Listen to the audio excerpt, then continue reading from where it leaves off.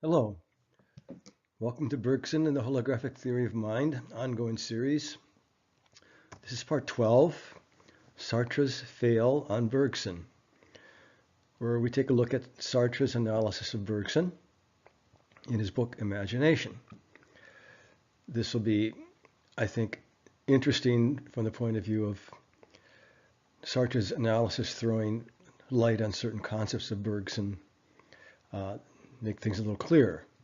And we'll see that Sartre's major fail is missing the holographic aspect of Bergson entirely, leading to a complete misconstrual of Bergson's notion of images, a big miss on Bergson's conception of memory, and even another miss on Bergson's critique of associationism. So in his work, Imagination, in 1962, Sartre features a chapter, just a chapter devoted to a critique of Bergson, primarily on Bergson's model of perception and memory. The chapter, it's safe to say, quite thoroughly bashes Bergson's theory. It is also safe to say that Sartre's critique is an utter, total miss, demonstrating a complete failure to grasp Bergson's theory. And I hope you guys appreciate the totally illustrative smileys that make these points clear.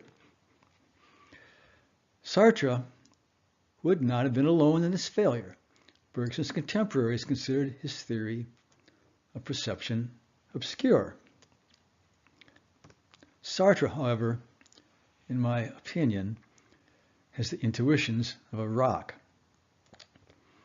Thus, little respect for Bergson. In my experience of encountering Bergson, one understands immediately that one is in the presence of a great mind, a profound perception. And in this very subject of perception, one realizes that there is an insight that Bergson has that's very difficult to penetrate because it's very abstruse. Ultimately, I'll just say very Zen-like in its basis, and one has to struggle to get there. So the last thing one would do, if one has any intuitions whatsoever, is launch a critique on Bergson when, with this felt resonance of a deep insight behind Bergson, one would realize that one has very little business launching a critique because you don't understand.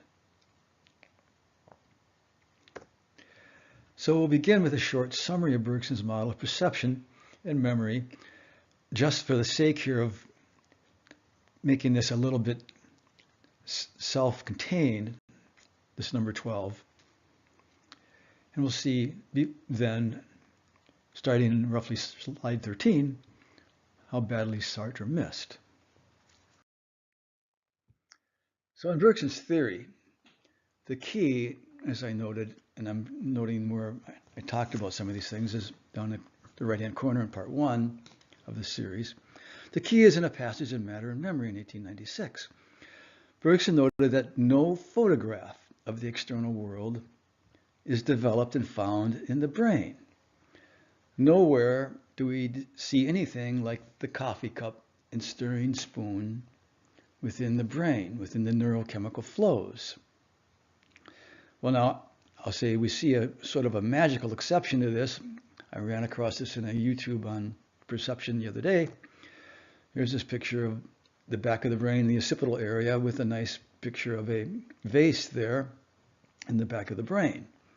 Or another view of the back, a nice scene of people rafting down the river. However, they note simultaneously that in reality the brain is all dark inside, and so somehow some magic is supposed to have happened somewhere where the dark inside brain becomes the nice image of the vase, or rolling down the river on the rapids, or even the coffee cup. In other words, in reality, there is nothing in modern neuroscience that is ever found anywhere in the brain, an actual picture, a photograph of the external world. It's just inferred that somehow there has to be one. And we wave the magic wand. So Bergson went on. This is the key passage. He said, but is it not obvious that the photograph, if photograph there be, is already taken, already developed in the very heart of things, and at all points in space? No metaphysics, no physics can escape this conclusion. Build up the universe with atoms. Each of them is subject to the action, variable in quantity and quality, according to the distance exerted on it by all material atoms. Bring in Faraday's centers of force, the lines of force emitted in every direction, from every center, bring to bear upon each the influence of the whole material world.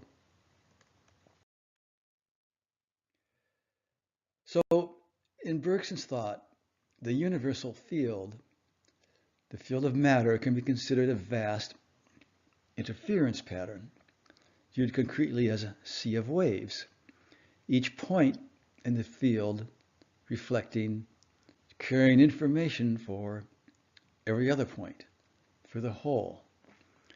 That is, it is a holographic field.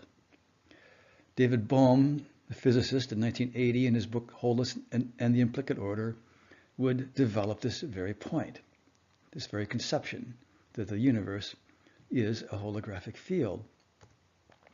But Bergson had already gone there in 1896. He had envisioned the universe as a holographic field. This was his, quote, photograph already taken, already developed in the very heart of things and at all points in space. But the brain, in Bergson's conception, is not simply a hologram, as, for example, it was for Karl Pribram in his 1971 work. For Bergson, if we cast this now in our new understanding of holography, invented in 1947, 50 years after Bergson, the brain is creating a modulated reconstructive wave. This brain-created wave is passing through the external holographic field. The wave is specific to or specifying a subset of the vast information in the field. That is, it is specific to a source within the field. By this process, now an image: the coffee cup, the table, and the stirring spoon. So as in our diagram, we have a recorded interference pattern on that hologram plate, and a reconstructive wave from the F3 there, frequency 3, is passing through that holographic plate. And a viewer placed in the rising waves sees specified in three-dimensional space the three-dimensional view of the coffee cup, hand, spoon, as recorded on the plate. And as we talked about modulating the reconstructive wave, we can take it like this. Suppose we had recorded multiple different interference patterns on that plate. Such patterns would be completely unrecognizable as any form of image.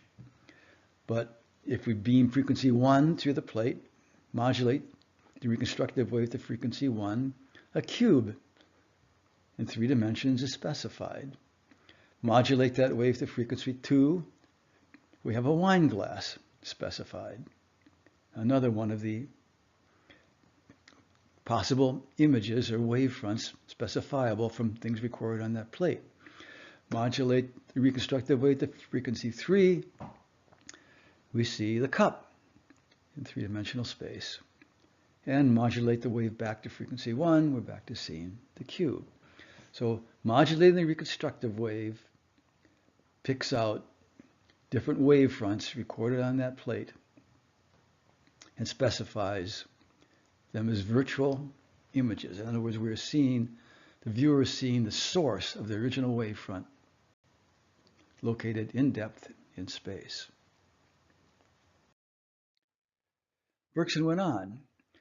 He said, only if we consider any other given place in the universe, we can regard the action of all matter as passing through it without resistance and without loss, and the photograph of the whole is translucent.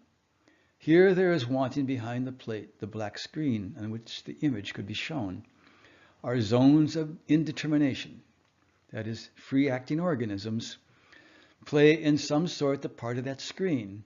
They add nothing to what is there. They affect merely this, that the real action passes through, the virtual action remains.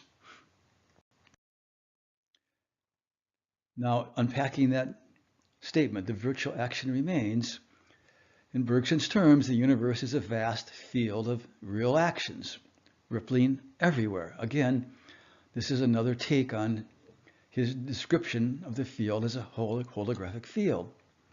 Again, for real actions, read waves for concreteness. Again, creating a vast wave interference pattern. Any given object in this field acts on all other objects in the field. In fact, that object is obliged, for Bergson, to transmit the whole of what it receives, to oppose every action with an equal and contrary reaction, to be, in short, merely the road by which pass, in every direction, the modifications of what can be termed real actions, propagated throughout the immensity of the entire universe. So again, this is another take on describing the universe as a holographic field. So the subset of these actions are information that the brain-created reconstructive wave picks out or selects, is related to the body's action capabilities. This is the principle of information selection. The body's action capabilities, to grasp a coffee cup, to pick up a spoon, or to run across the surface. Action relatability is the information selection principle from the vast amount of information in the holofield, to use Bohm's term. Thus, Bergson stated, perception is virtual action. This is the action that is picked out, the possible action from the holofield. We are seeing how we can act. So, the brain is not generating, it is not creating an image, nor is it projecting an image outward as the reconstructive wave. It is not projecting an image, nor is the image emerging somehow from neural processes like a light emerging from a light bulb. No, that is not happening. The image is a specification of a subset of the holographic field, that is, of a source within the external holographic field, the coffee cup and stirring spoon. Or the brain-supported wave is specific to a source in the field. The coffee cup is right where it says it is, within the external field. It is not within the brain.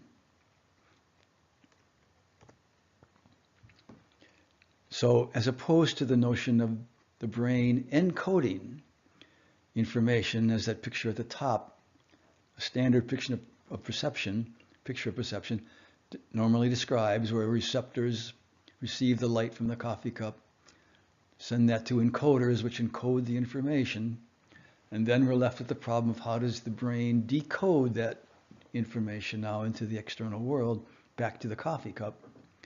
Rather, the brain is the decoder as a reconstructive wave of the holofield. We escape the encoding and therefore translation of the code, unpacking of the code to what the world should actually look like by this method.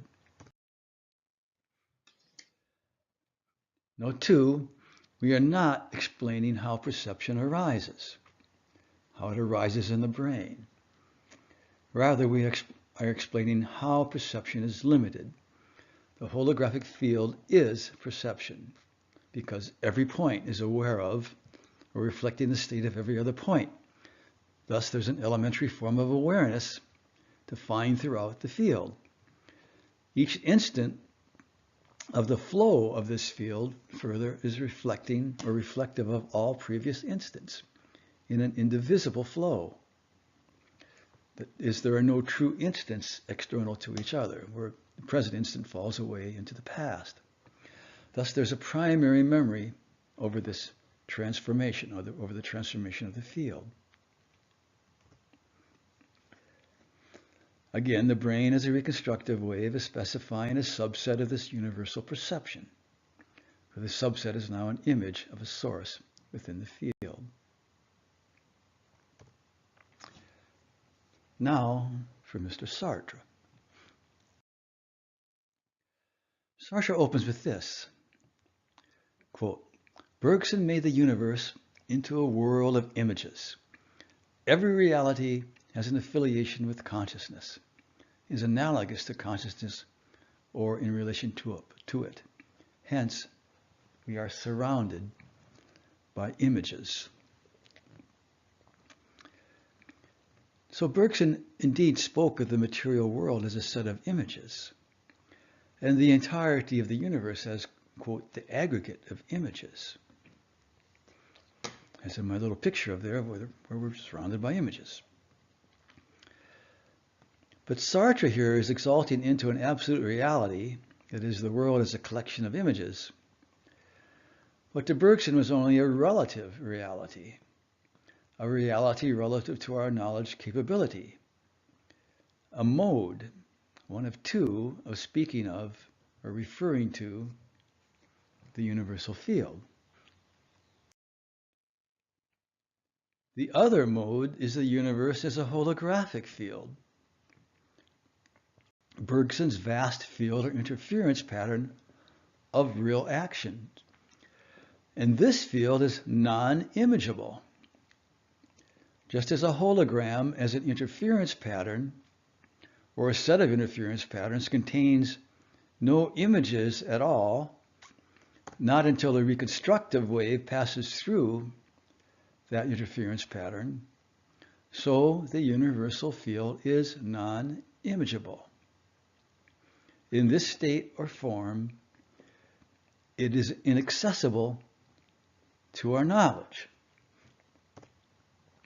Our knowledge is always a selection from or subset of aspects of this whole relative to our action. Remember the fundamental selection principle from the non-imageable holographic field.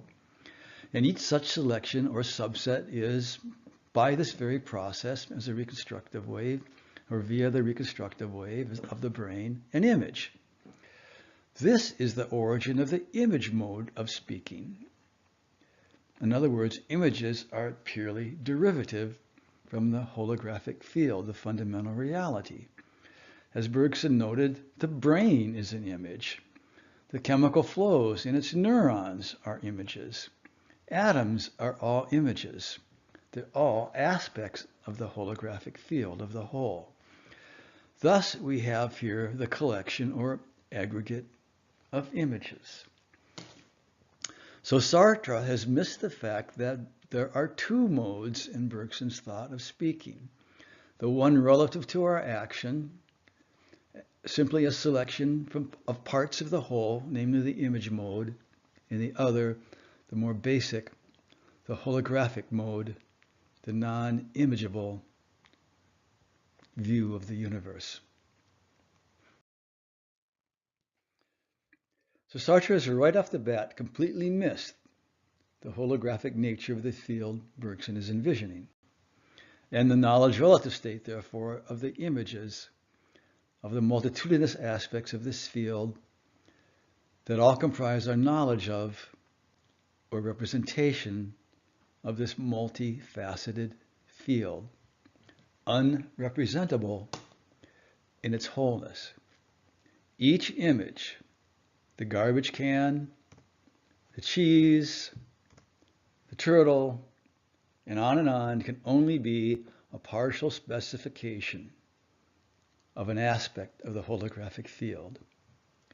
Again, Sartre has missed the holographic mode.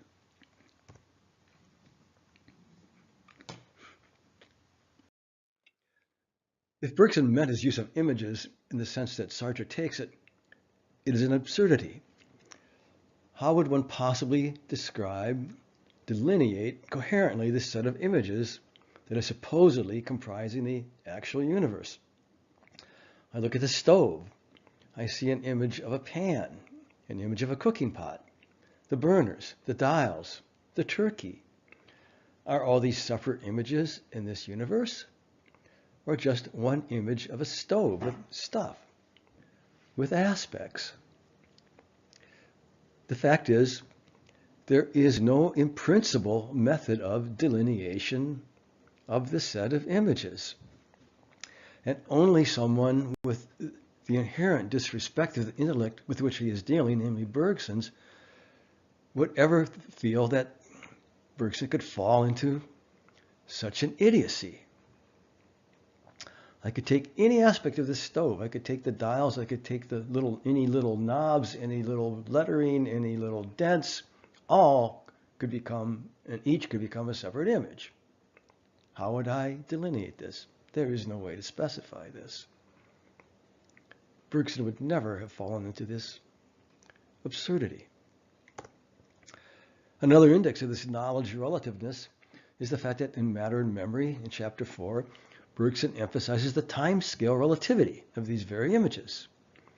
In my little example, the buzzing fly versus the heron-like fly, or for Bergson specifically, the various forms an oscillating electromagnetic field of red can take at different scales of time. In my buzzing fly case, we have a buzzing fly, a couple hundred wing beats per second in a blur at normal scale. Or we could have a different perceptual scale where the fly is barely flapping his wings like a heron. Or another scale where the fly is seen as perfectly stable, motionless. And this could go on to ultimately a fly is simply a cloud of electrons. In Bergson's oscillating field of red example, he noted that were we to spread this field out, 1 second worth of this perception of red, it would take us 25,000 years to discriminate each wavelength at the rate at which we can discriminate separate events at our current perceptual scale.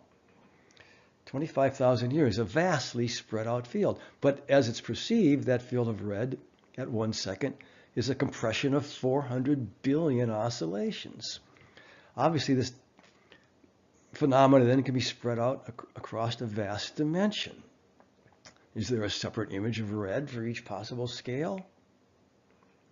Again, would Sartre extend Bergson's collection of images to images of the same thing? For example, the fly at every possible scale. I have to have a separate image of the buzzing fly, the heron fly, the stable fly, the electron cloud fly, and all in between. No, what this is a complete missing of the point and nature of the holographic field and complete abysmal inattention to the content of Bergson's Matter and Memory. So having missed this, Sartre will, of course, have no idea on how these images come about. That is, no idea of the origin of our perceptual image of the external world. This requires the brain operating as a reconstructive wave, passing through this holographic field, a wave now specific to aspects of this field related to the body's possible action. The holographic nature of the field, it is the photograph already developed in the very heart of things and at all points in space. A passage, by the way, unanalyzed and utterly unmentioned by Sartre, makes it unnecessary for the brain to very magically generate this image.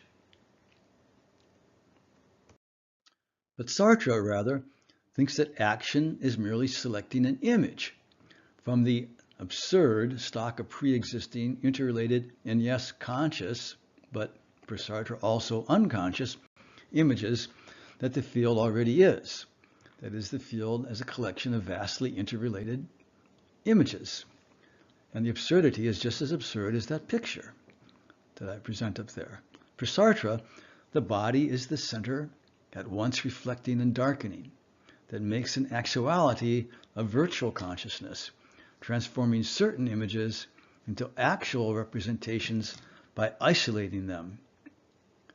So my little arrow there, I've just isolated that rabbit as an image. I picked out from the set of unconscious images the perception of a rabbit as an image for Sartre and made it conscious. And he asked, how is this transition possible?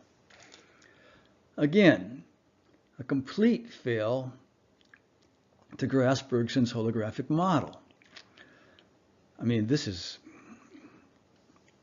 I can't find words to express how stupid this is. Of course, the transition is not possible in the non-holographic sense that Sartre is conceiving it. Needless to say, Sartre's analysis train is derailed from the beginning. We will be led then into a series of ever more absurd Sartre-posed dilemmas.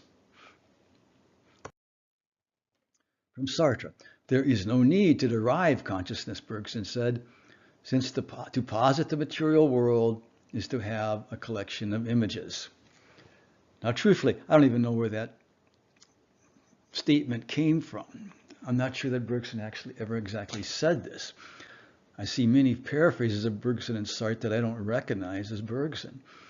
But Sartre is again missing the nature of the holographic field, where there is a universal elemental awareness defined throughout Bergson's pure perception, and the indivisible motion of the field that adds an elemental form of memory.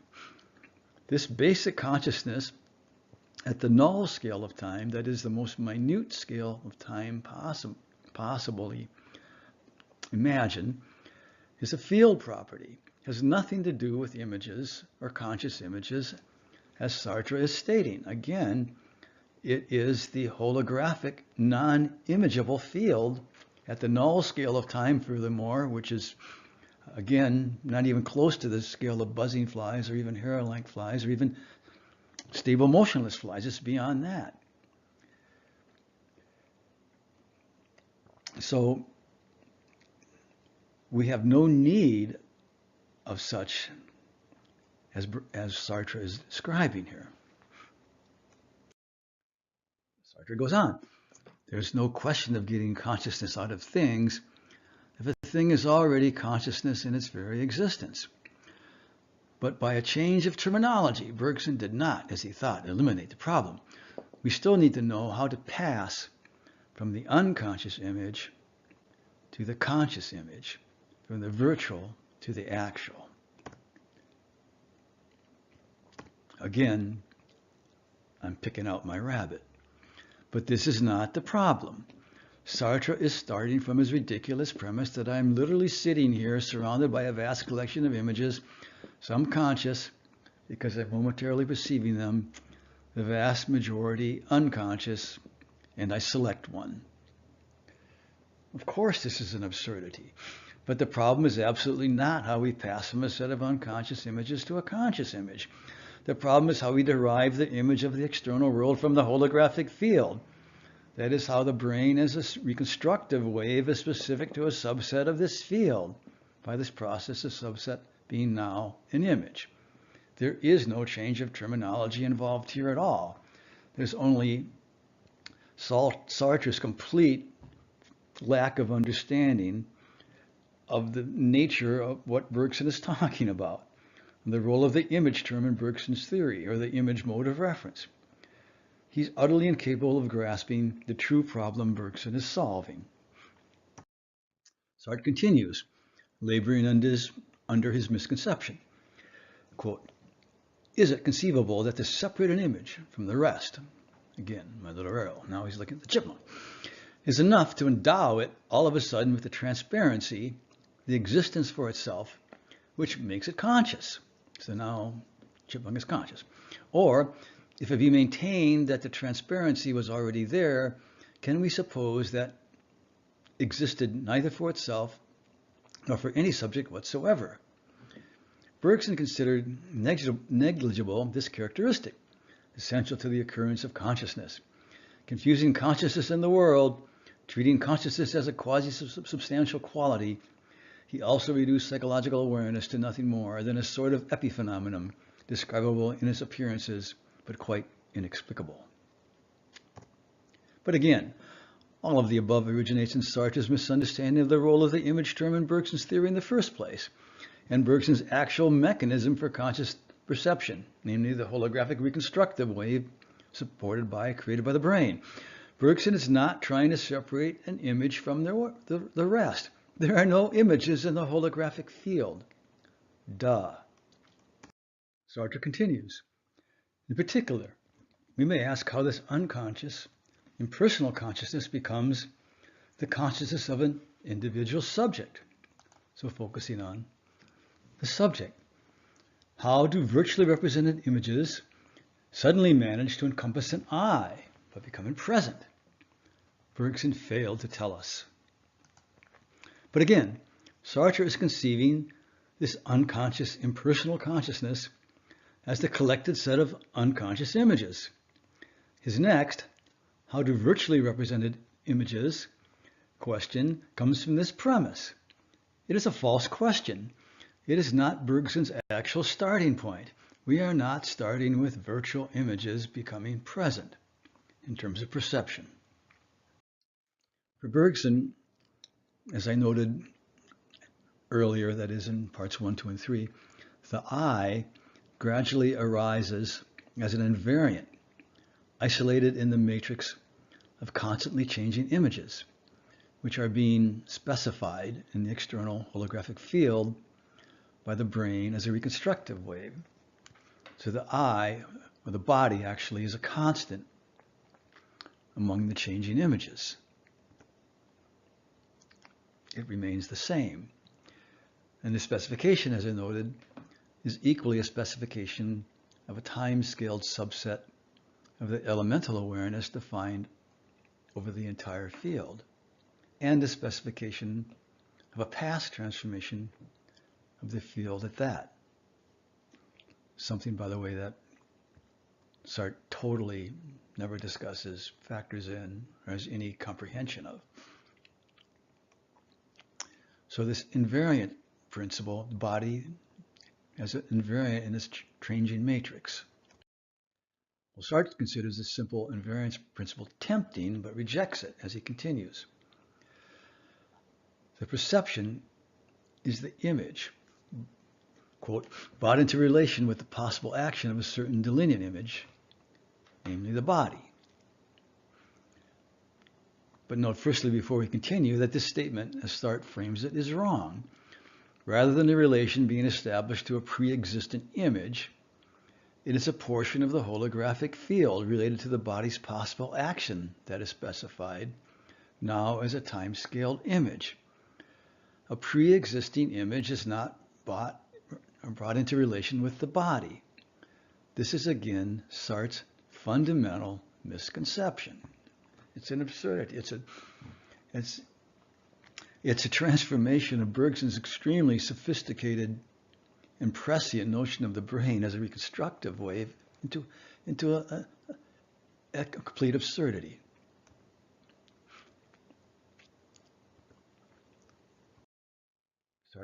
Sartre continues, but how does this relationship make a subject appear? Who calls this my body? And other representations, my representation. So now he's worried about how a subject appears. Give me images at large, declared Bergson, and my body is bound to cut a distinct figure among them, because they are always in flux, while it remains unchanging. The solution is tempting, Sartre notes. Motion and immobility certainly do individualize matter, to speak like Descartes, or images, to speak like Bergson, but they certainly leave nature physical. The image remains an image. The immobile does not become centered. That is to say, an acting center does not appear. Above all, action being only an image fails to generate a subject who refers actions to himself.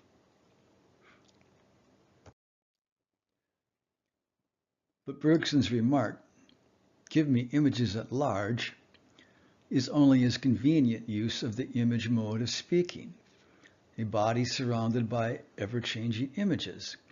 In truth, Bergson's subject is integrally part of the field with its elementary consciousness.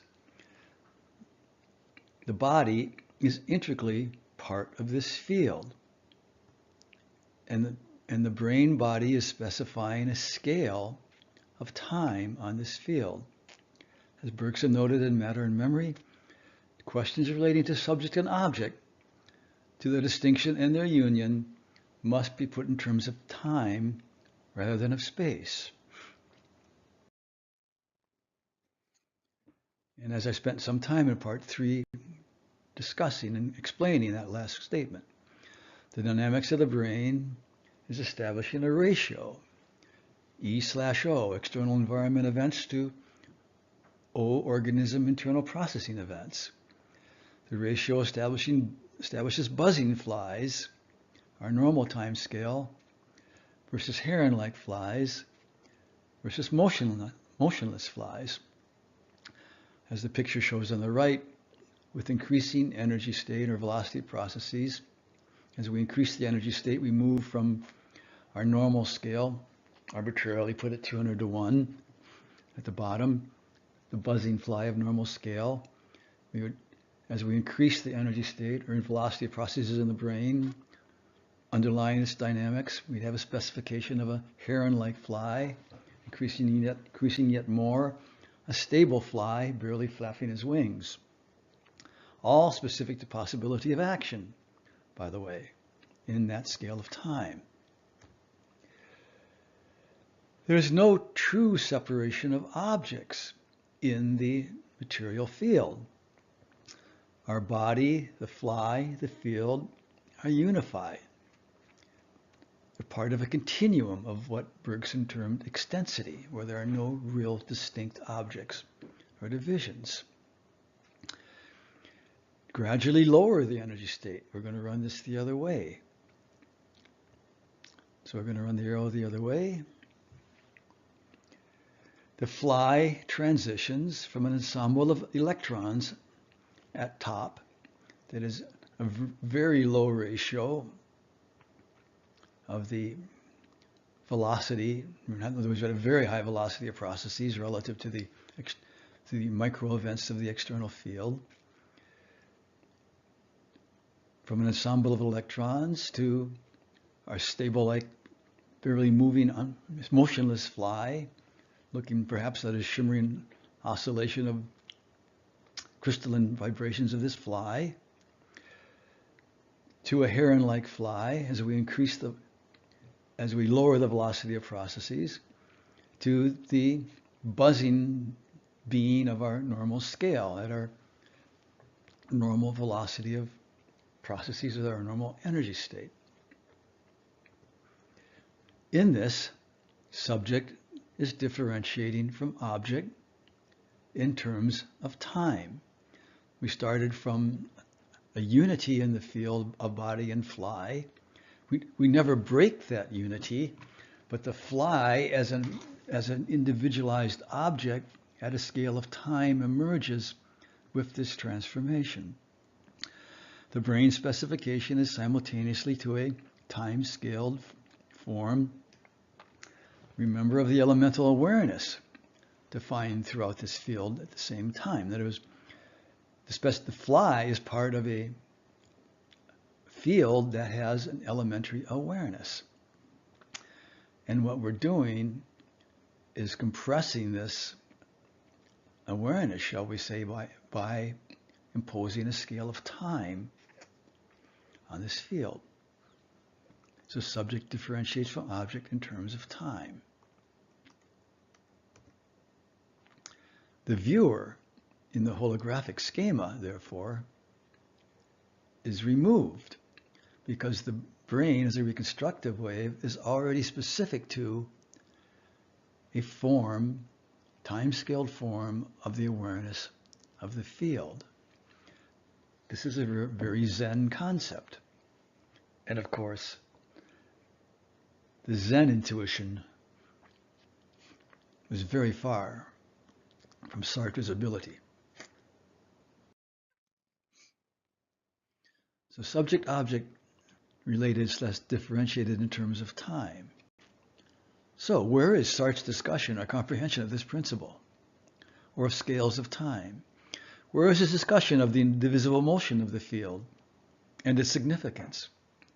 The subject, too, is intrinsically participating in the indivisible time flow of this field. It's the basis for memory, for consciousness over time. The subject is four-dimensional. None of this is noted or understood by Sartre.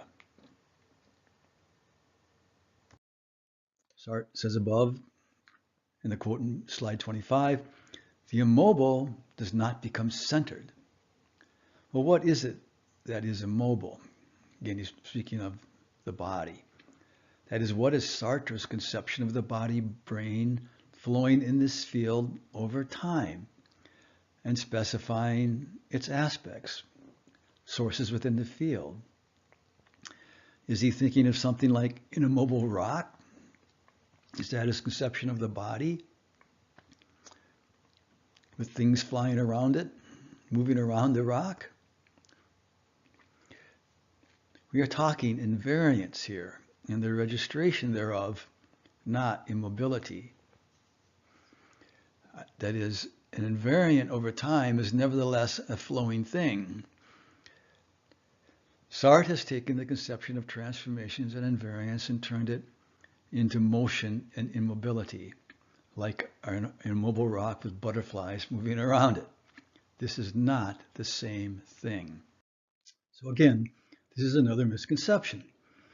Gibson's point of optical expansion, for example, is an invariance over a flowing field. As in the picture above, we have a gradient of velocity vectors as an observer moves, whether driving, running, toward the horizon, toward the mountains and the sun. The flow field expands from that point, called the point of optical expansion. It's an invariant, but it's obviously a very dynamical invariant. It is constantly moving itself, but the field is flowing from it, as in this picture. There we have a gradient flow field, a velocity flow field.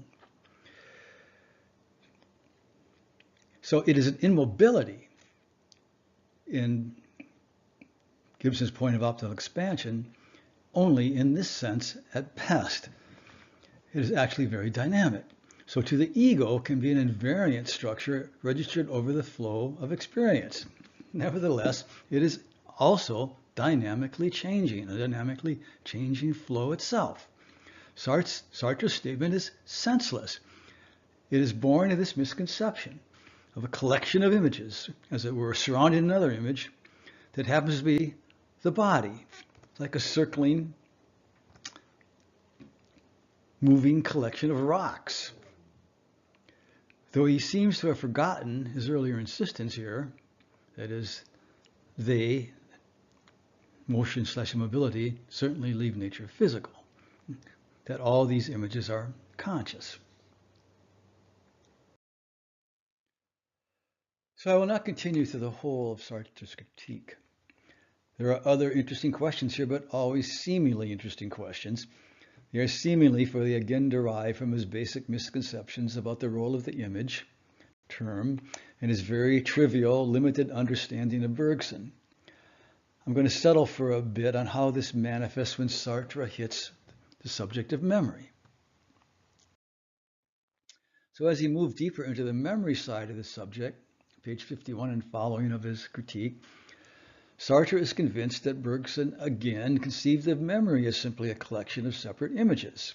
To quote, since his metaphysics demanded that this storehouse of isolated images be really present in the mind at all times, consciousness must diversify itself only by means of the various kinds of unity which it assigns to the multifarious reality. This too I find absurd. Bergson was the great exponent of the indivisible flow of mind and time, where being is four-dimensional, that is, has time extension. He could not possibly have meant what Sartre is inferring when Bergson spoke of images in memory. The 2-week canoe trip in Canada I took in 1967, is a vast flow, a large segment of my time extended being in the four-dimensional model. It is not a set of isolated images. Yes, isolated images from the trip can be redintegrated, catching a certain walleye, cooking a certain breakfast of bacon and eggs. This does not mean that this trip exists as a set of separate or isolated images or events in memory. It is a vast, seamless flow. The 4D extent of our past is our very being, whereby the indivisibility of the flow of experience, there can be no break, just as there are no true instants, is the very reason why Bergson insisted that the essence of this memory is to have a date, where each of those experiences occurred at successive days.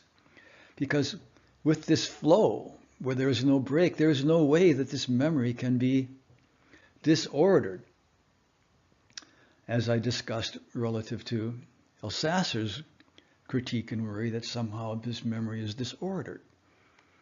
It cannot be. It is one vast four-dimensional structure.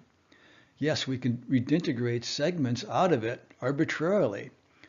I could redintegrate first the fish catching, then a trip down a certain passage of the river, then the cooking.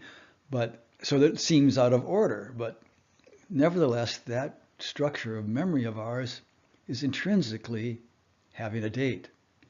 Sartre is ascribing to Bergson the most idiotic interpretation, a whole pile of separate images, then bashing it.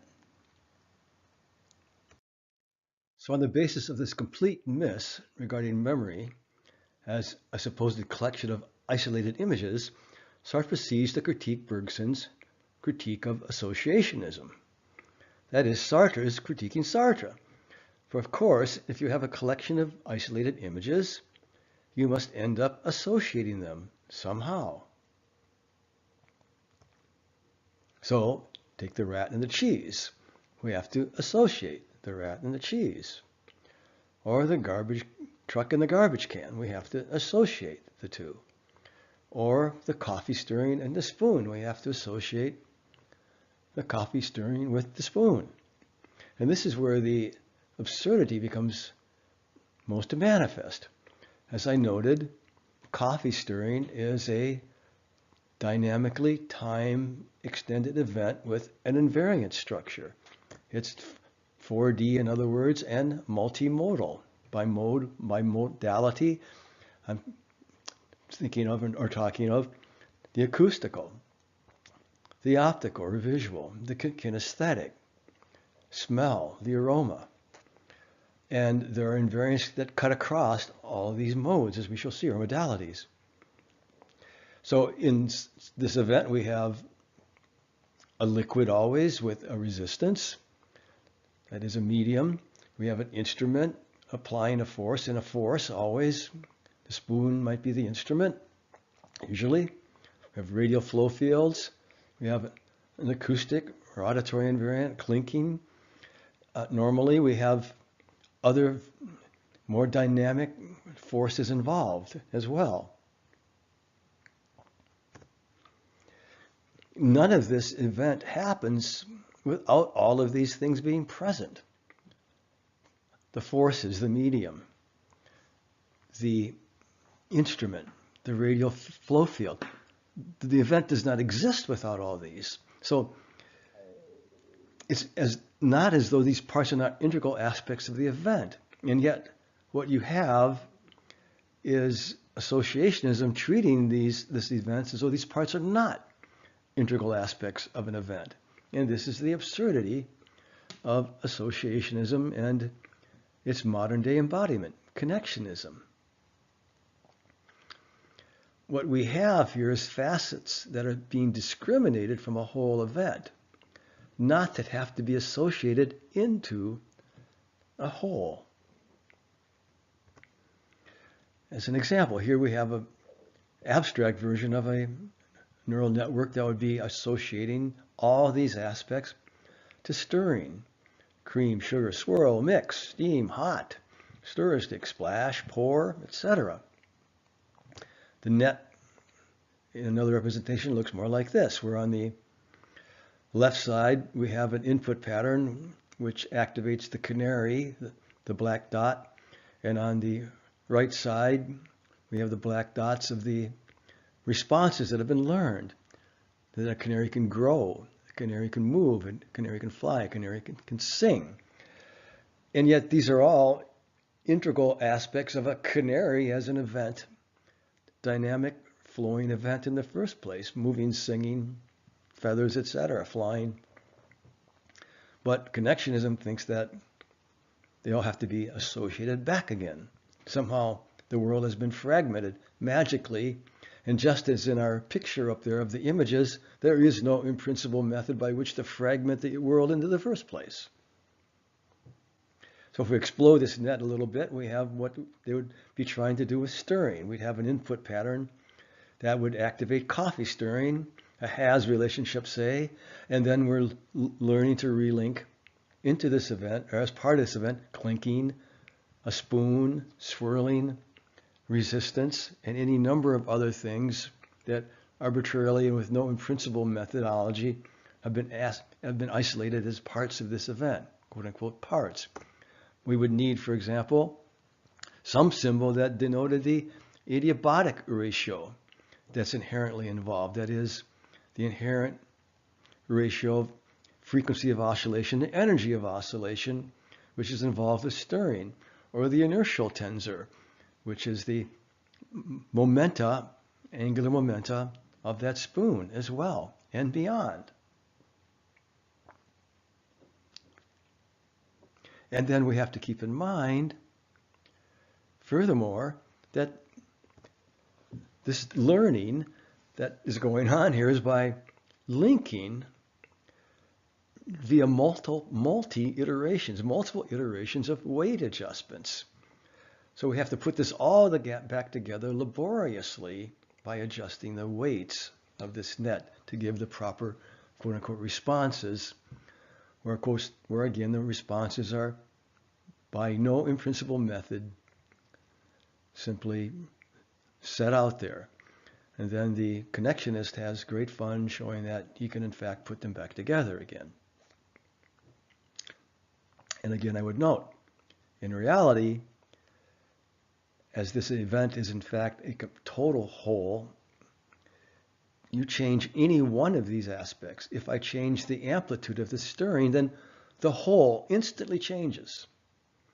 That is, the adiabatic ratio would change, the inertial tensor would change, the form of the swirling and the flow field would change, the form of the clinking would change, and then you're left with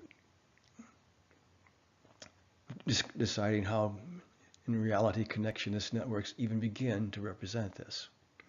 So, in reality, Bergson was fighting this whole notion of associationism vigorously.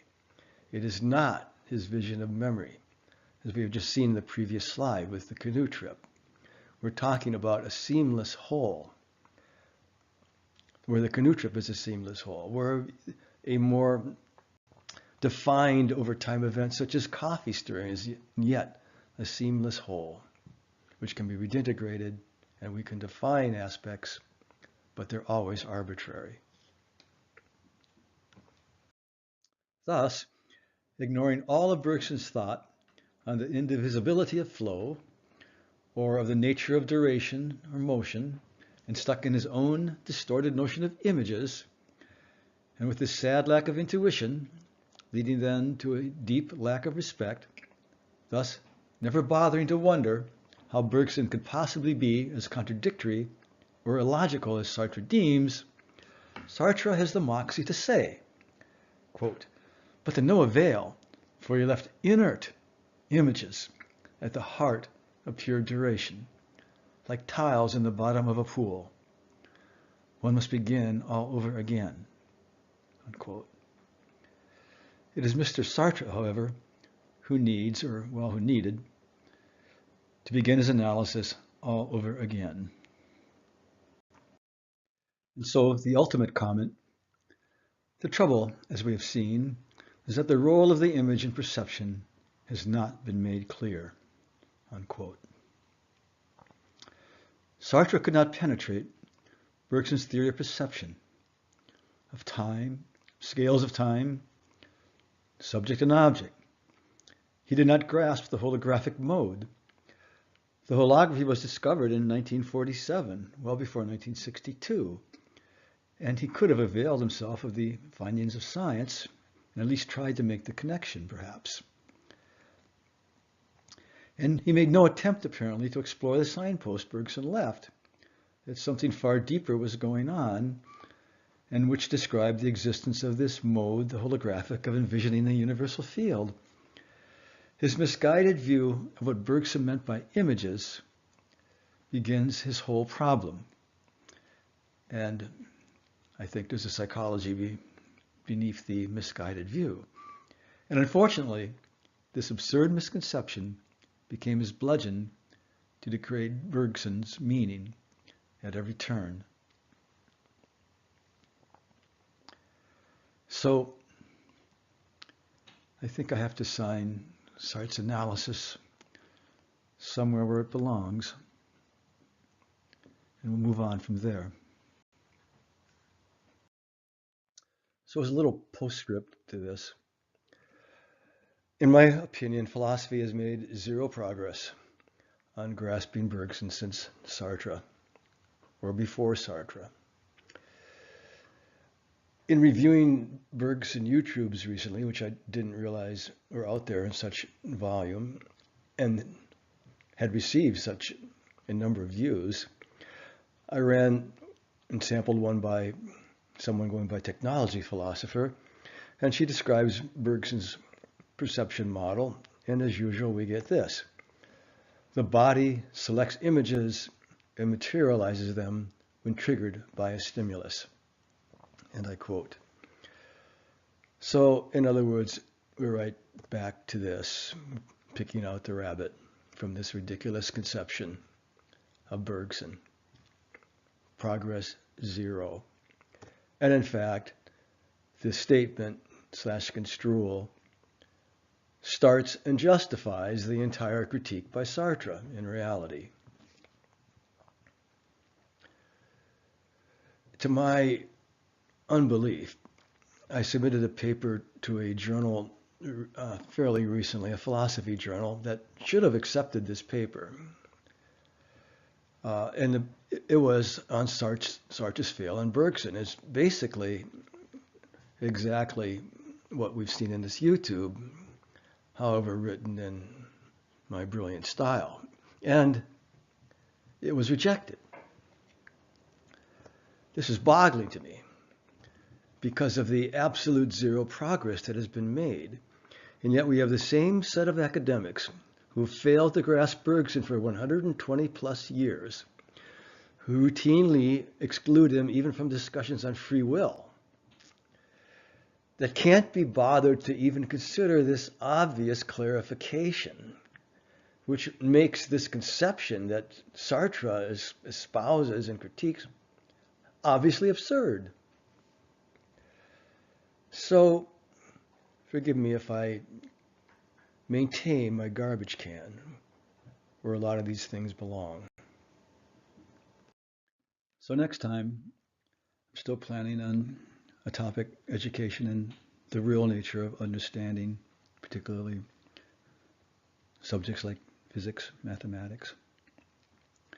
So until then, signing off.